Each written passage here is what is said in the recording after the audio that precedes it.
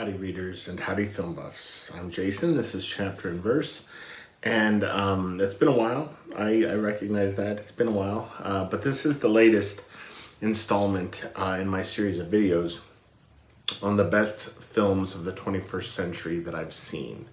So in this video we're going to be covering films 80 through 71, and let's just get started, shall we? So the film that comes in at number 80 is one that Kelly and I do not own, and it is Her, directed by Spike Jonze. This came out in 2013.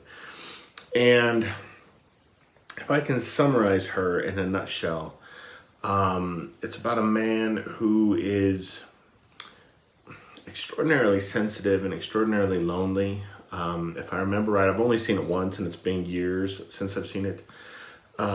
His marriage ended in divorce, I believe, and he just doesn't really know where to go in his life romantically. He essentially, I think, purchases it's an artificial intelligence, right? It's like kind of, so he puts these earbuds in and he hears his voice, and that's the voice of Scarlett Johansson's voice. But, you know, she is a consciousness, and she can communicate with him, and there's no delay, there's nothing kind of stuttery. It's fluid, and she seems real. And the Joaquin Phoenix character, this main character, falls in love with this artificial intelligence, and it's absolutely beautiful. What the movie does is it takes the isolation that we can feel in a world that is teeming with data and with stimuli and with input. And it takes the sense of connection that we can feel to a voice or to a consciousness or to just a name on a screen, right? I mean, you know, many of us here on BookTube have never met in quote-unquote real life. And, you know, on some level, we can't know each other as well as we might know our friends here in town, right? In the towns or cities in which we live. But we do, on some level, feel like we really know each other, and we do come to care about each other and love each other. And so what the film does is it takes that sense of isolation, okay, in an environment that is just full of stimulus. And it takes, you know, this truth that human beings can sort of seize onto, grasp onto, anything that makes them feel less alone, even if it's, you know, just words being typed out on a screen. It takes these and it kind of crystallizes them into what is kind of a science fiction fairy tale, really. The film is deeply sad. It's really funny at times. There are unexpected moments in it that just disarm you. But I mean, I think in the end, the film, not least because of the ending itself, the film is really buoyant with the sense of possibility, with the sense that even though the world in which we live is increasingly digitized and mechanized, et cetera, you know, there's no reason why we need to be alone or even to feel alone. So it's a beautiful thing, Her. The next film on my list is Up. This was directed by Docter and Bob Peterson, and it came out in 2009. Okay. Now this film would deserve a place on this list for the opening sequence alone. If you've seen Up, you know what I'm talking about. It gives us, in a nutshell, I mean, in 5 or 10 minutes, maybe even less than that actually, the lives of the courtship, of the friendship, the courtship, the marriage of this man and this woman. And over a period of decades. And it ends with the death of the woman. And it is heart-wrenching. It's absolutely heart-wrenching. I mean, this is an animated film, released by Pixar. You go see this in the theater, and 5 minutes into the thing, everyone in the crowd, everybody in the audience is crying their eyes out. I mean, just literally bawling. I don't know anyone who has seen this who doesn't cry at the beginning of it. So there's that. And what I've written down here is that when animated films get humanity right, they're doing something right. Now, when an animated film gets marriage right, or even attempts to, right, even kind of just goes there, when it gets it right, when it gets marriage right, the film is something rare. It's something vital to an audience beyond just children, right?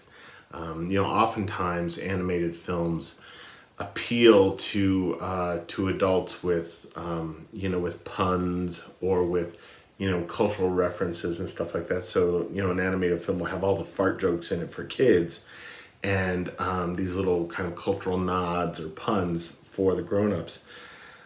This thing, it doesn't go there, right? It doesn't fall into that trap. It respects the intelligence of children on one level, even as it respects the intelligence of adults, and recognizes that the intelligence at work in each of them is completely different, right? Has different needs, operates according to different beats, and the film gets both of them right? It gets both of these things right. So Kelly and I saw this in the cinema 2 years after her epilepsy diagnosis. And it was just an insanely difficult time for us. Initially, getting her epilepsy under control, but also just dealing with the unpredictability of it. And this was all in the midst of me working on my master's degree as well, right? And we were living in different states. We were away from her parents and my parents. And this movie was cathartic for us on some level, right? So this was a film that seemed to contain our love and our grief, our joys, the remorse that we were feeling at this idea of our sense of our kind of shared destiny as a married couple being hobbled somehow. This film contained those things and reflected them back to us. I think it's just breathtaking. So, Up. And next on the list is Russian Ark. This is directed by Aleksandr Sokurov, came out in 2002. I've talked about this a little bit on my channel in the past. So for those of you who don't know, this is a film that was done in a single shot, okay, in one take. And I'm not talking about a single shot in a single living room with 3 actors sitting around eating Doritos, talking about, why or why not Thomas Pynchon deserves a Nobel Prize in Literature. Okay, that's not what I'm talking about here. This film has a cast of probably hundreds of people, I would say. And it swims in and out of rooms and hallways and courtyards at the Hermitage Museum in Russia. And the fact that they pulled it off, and they almost didn't. They almost failed. They had use of the Hermitage for one day. And there's a scene where the camera is following a character so it takes place in winter, okay? And the camera is following this character from inside the museum out into the snowy courtyard and then back into the museum. And the lenses on the cameras all fogged up.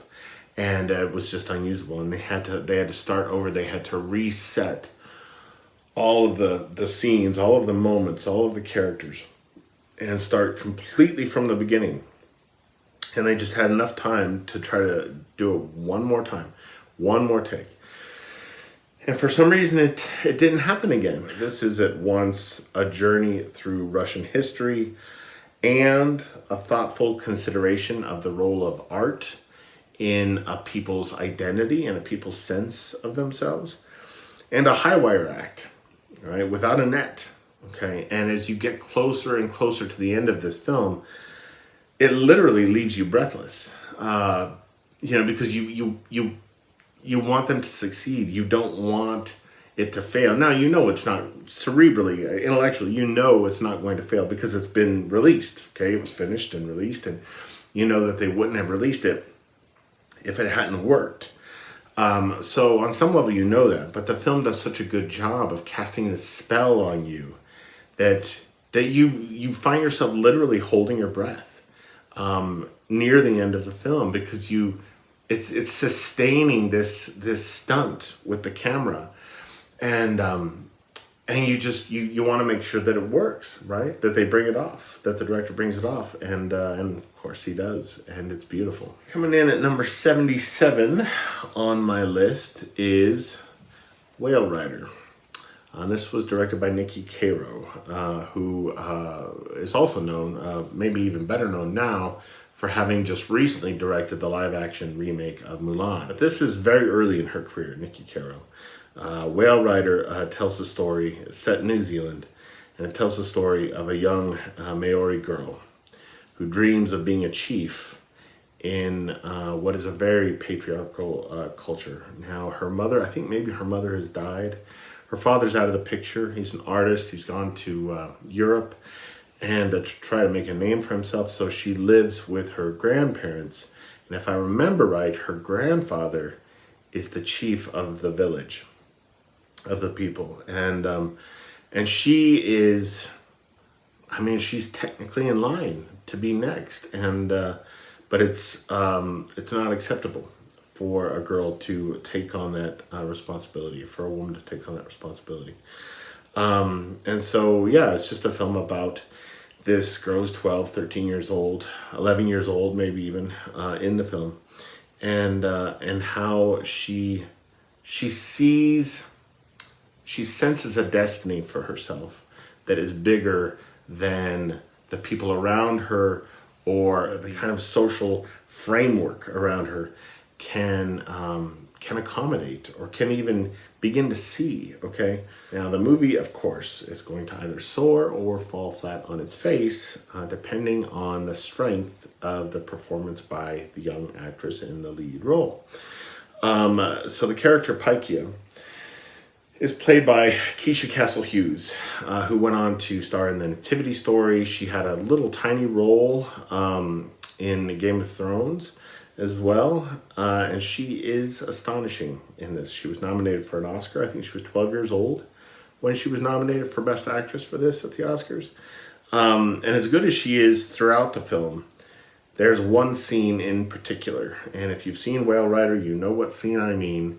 And it just couldn't be better. I mean, it's got to be one of the best scenes of that decade. She's got great actors all around her in this film, not least Cliff Curtis, who plays her dad. And she acts rings around them all. So anyhow, yeah, it's one of the best child performances I've ever seen put on film. So, all right.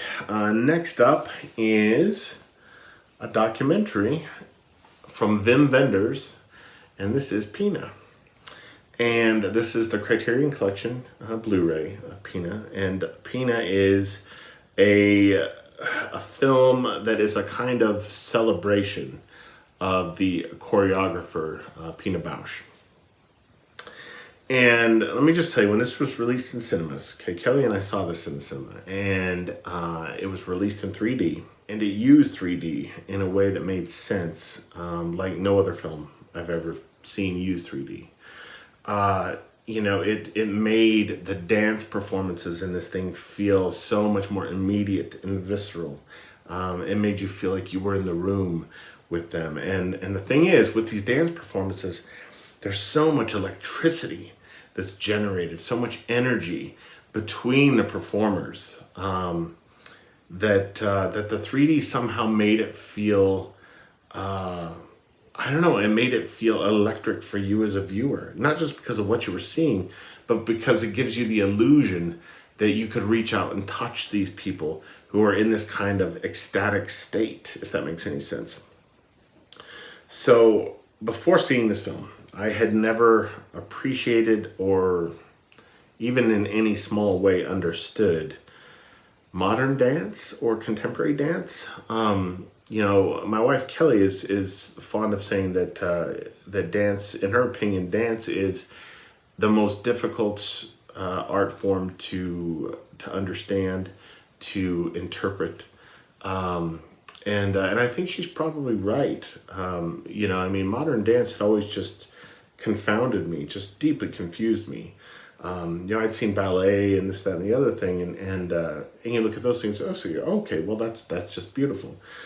But modern dance, you know, there's beauty in it, but there's also something very primal about it. There's also something very jarring and discordant about it, and it can be off-putting on some level.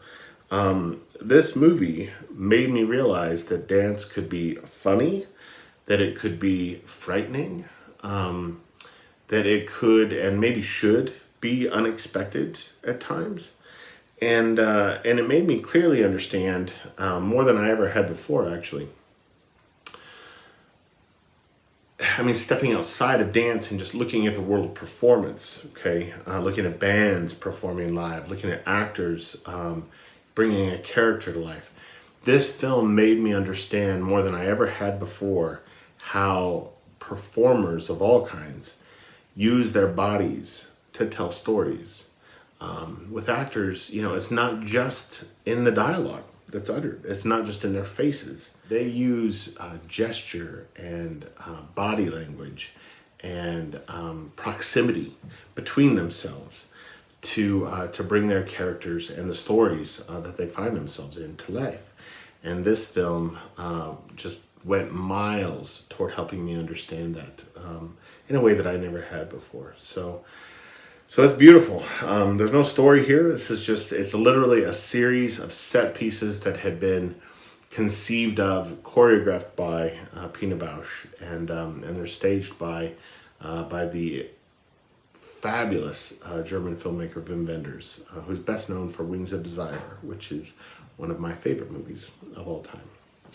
The next film on the list is another one that I don't own, and I think it's actually out of print now, which I don't know, is unfortunate, because I would like to have this, but I'm not sure I can ever watch it again, if that makes any sense. But I would like to have it just in case I had the hankering to see it again. And that is Tyrannosaur, directed by Paddy Considine. Now, Tyrannosaur, so it stars Peter Mullen, who's one of my favorite actors, and Olivia Colman, who is just stunning. This was the first thing I'd ever seen her in. She went on to win the Oscar for The Favorite. She's currently starring in The Crown. And this tells the story, the very unlikely story, of a friendship between a mean drunk, who is played by Peter Mullen, and is just riddled with demons, and a nervous woman who works at a charity shop.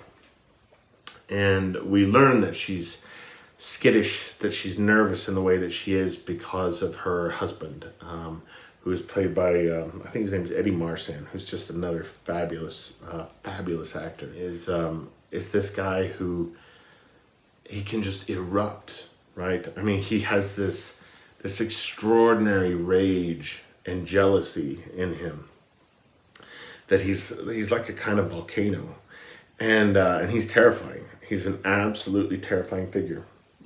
And this film is, I mean, it's about many things. But primarily, above all, it is a film that is about how to love ourselves, how to allow ourselves to be loved by other people, how to forgive ourselves. You know, even the most heinous, cruel things that we might have done, and it's just so deeply, deeply moving. I think everything about this film is just,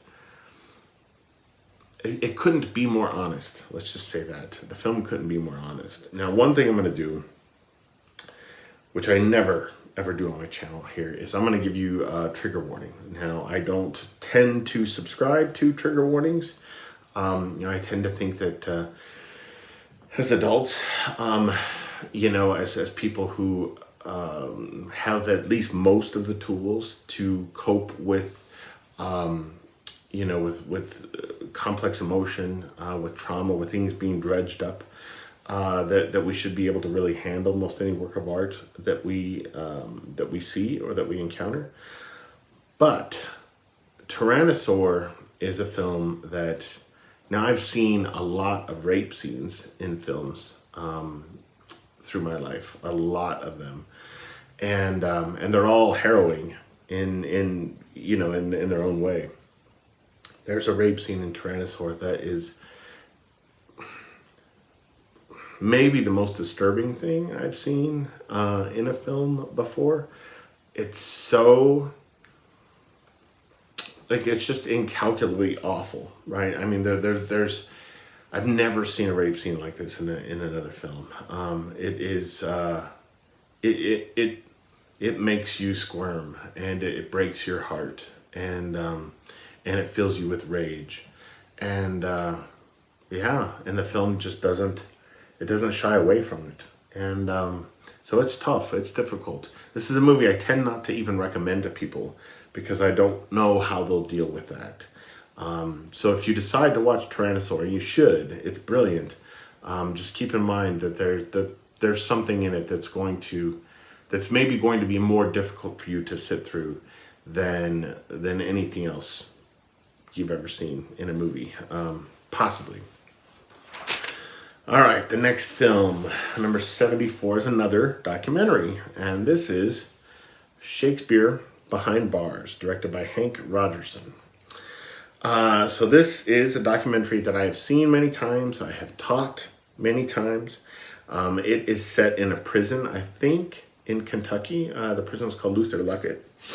And this prison utilizes a program called Shakespeare Behind Bars. Now, it's one teacher. It's this old guy who's been doing Shakespeare forever. And what he does is he goes into the prison each year. And over the course of many months, the group of prisoners who kind of sign up for the program, they do a Shakespeare play. And they spend months learning it and rehearsing it and just digging into it. And then they put the play on for their families who come to visit the prison to see the play. And then they also put it on for the other prisoners. And this documentary is a chronicle of 1 year in which the prisoners are focused on the Tempest, doing the Tempest, understanding the Tempest. Now, the Tempest is my favorite Shakespeare play. And what I love so much about the Tempest is that it's about forgiveness, it's about grace, it's about the challenge of that, right? The challenge of overcoming one's instinct for vengeance, for retribution, and allowing oneself to stand back, to look at the situation, to look at the world through a new lens, okay? A lens of possibility, a lens that has room in it for redemption, for forgiving people who maybe don't deserve forgiveness. And so if you think about murderers and rapists and armed robbers doing this play and just sinking their teeth into this play and figuring out how this play reverberates with their own circumstances, with their own lives, with their own crimes, it's a recipe for something really powerful, and this is really, really powerful. So one of my favorite things in this film is a quote from one of the prisoners who is locked up for having molested multiple children, and I don't remember exactly what he says, but the gist of it is nobody deserves to be remembered exclusively for the worst thing that they've done. That we're all so much more than the very worst thing. And the thing is, we've all done something despicable. We've all done things that we're ashamed of. Most of us have probably done things that we will never tell anybody else about. And that's the thing, right? Like, we have to keep in mind that people are capable of change and growth and remorse. And and because of that, we need to look at the sum total of a person's life and not just let their legacy be decided by one act, no matter how heinous, no matter how callous or disgusting. So next up is Bright Star by Jane Campion, who is best known for the piano. And this tells the story of the poet John Keats and the love of his life, a young woman named Fanny Braun.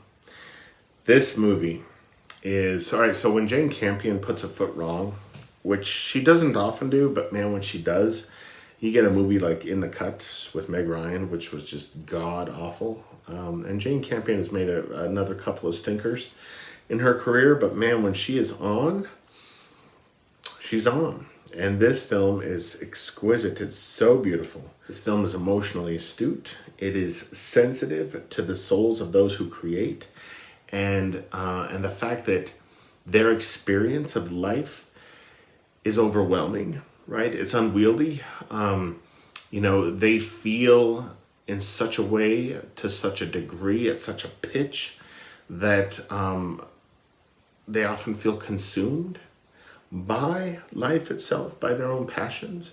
And this is a movie that understands that knows what it looks like, that knows what it feels like, and it translates it for the rest of us. If you haven't seen Bright Star, it's not on par with the piano, but it's not too far off, actually. It's not too far off. I would say this is my second favorite Jane Campion film. I like it more than The Portrait of a Lady. I like it more than An Angel at My Table, about the writer Janet Frame. It's a beautiful, beautiful film. Next on my list is Enchanted, which is probably going to surprise some of you. This was directed by Kevin Lima. Came out in 2007. And this is a part animated, mostly live action Disney film it's Disney being aware of itself. It's Disney poking fun at its own kind of princess legacy, you might say. Now, I really, really love self-reflexive cinema. Movies that are aware of themselves as films, movies that are kind of sending up their genres, what have you. One of the best movies along those lines that I've ever seen is Woody Allen's The Purple Rose of Cairo, okay? If you've seen The Purple Rose of Cairo and you love The Purple Rose of Cairo, you will probably really love Enchanted. It's clever in many of the same ways. And what this movie does is it tells the story of a young princess, right? And this is the animated section at the beginning of the film. She's not even a princess, she's a young woman who's just dreaming of love, right? She lives in essentially this big-ass tree house. And, and she, like Snow White, she's got the power to kind of sing and make animals do what her bidding might be. And she falls in love in the most unlikely way. She falls in love with a prince. And it's hilarious. I mean, that opening sequence is laugh out loud, gut-bustingly funny. And the prince's mom has other ideas than him marrying this young woman who lives in a tree. And so she, let's say, connives an alternate path for the young woman. And the next thing we know is the young woman, this princess-to-be, is no longer animated, but is in real flesh and blood, crawling up out of a manhole cover in New York City. And, dressed like a princess, conceives of herself as a princess, believes that she lives in the world of Andalasia, and it's played by Amy Adams. So it's a fish out of water story, in the same way as we see Jeff Daniels after he steps out of the silver screen in Purple Rose of Cairo, having fallen in love with the Mia Farrow character. And it's a movie that it dissolves the border between artifice and reality in ways that are clever and surprising and enchanting, right? The title of the film. But it's one of the funniest movies I've ever seen. I mean, I've seen this probably, I don't even know. I've probably seen it a half dozen times now. And it makes me laugh so hard. Just so hard. And it's also a musical. And the songs are extraordinary, right? I want to say 2 or 3 of the songs in it were nominated for the Oscar for Best Original Song. Maybe just one, but I think it was multiple of the songs from the film. And it should have, frankly, gotten an Oscar nomination for Amy Adams, too. She was nominated in a lot of the Critics' Awards that year for this movie. And it just takes a special kind of actress to pull it off, and she does. But anyway, yeah, it's complicated, strange. It's got Timothy Spall in it, Susan Sarandon, James Marsden, and it's kind of one of a kind. It's one of the very best films Disney has ever made, and if you haven't seen it, you should. And then the last film I'm going to talk about in this video is The Lighthouse, directed by Robert Eggers. Now, I've talked about this at length already on my channel because it was one of my favorite films from 2019. I have since seen this 2 more times, right? So I've seen it 3 times now. And one of the things I love so much about The Lighthouse are its similarities to Ingmar Bergman's Persona, which is my favorite Bergman film. This is a black and white tale of 2 people isolated on an island and engaged in the struggle of wills, just like Persona. But it's about 2 lighthouse keepers. Now, this is a film that has alienated some female viewers. Apparently when Robert Eggers pitched it to the actors, he kind of described it as, 2 men like living in a giant penis, which I suppose is one way to look at it. But there's so much going on. Now, each time I see this, I notice new things in it that are, not just little surface details, but things that are incredibly important for understanding what's going on. You get the sense watching it that it's a film that that reveals itself over time. Okay, that you're literally peeling back layers on this thing, and I just find it marvelous. It's crazy. It's a batshit crazy movie. But man, there are, in most great films, like I talked about with Up, I talked about with Whale Rider. In most great films, there's one scene that is kind of, as they say, worth the price of admission. It's worth seeing the film for that scene alone. And there's a scene in this movie where Willem Dafoe's character curses Robert Pattinson's character. And by curses, I don't mean, calling him a shithead or anything like that. I mean curse in the kind of biblical Moby Dick, Ahab, pissed off, summoning down Poseidon kind of way. And that scene it's just riveting, man. Like, you can't take your eyes off the screen. And it's worth the price of admission. Fortunately, there's a lot of other brilliant stuff going on in The Lighthouse too. So, yeah. If you've seen it, let me know what you think. I'd be curious to know in the comments below. And that holds true for all of these. If you've seen any of these movies, let me know what your impressions were in the comments below. And if you haven't seen any of these and some of them sound like something you might want to check out now, having heard me talk about them, let me know that too. Of course, I'm always curious to know what you guys think of the films I'm talking about in these videos. So that's it. So I will leave it there, and I will do my very best to make sure that the next video in this series isn't quite so long in coming. I will see you guys again very soon. Adios.